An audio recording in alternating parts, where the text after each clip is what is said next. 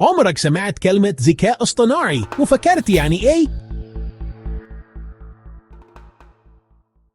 هو قدرة الكمبيوتر يتعلم ويتصرف زي البشر. يتعلم ويتصرف زي البشر. ده بيحصل جوا الأنظمة اللي بنسميها ذكاء اصطناعي. لو طلبت من المساعد الصوتي يجاوبك، ده AI. مثلا توصيات المحتوى والإعلانات.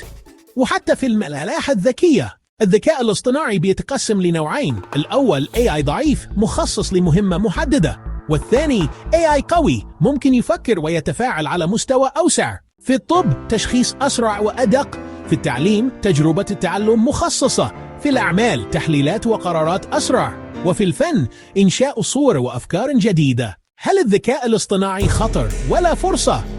في جانب إيجابي، شراكة مع الإنسان، وبرضه فيه مخاطر، سوء استخدام أو فقدان رقابة. المفتاح التنظيم والحوار المجتمعي. إيه رأيك؟ خطر ولا فرصة؟ شارك رأيك في التعليقات، لايك واشتراك لو عجبك الفيديو.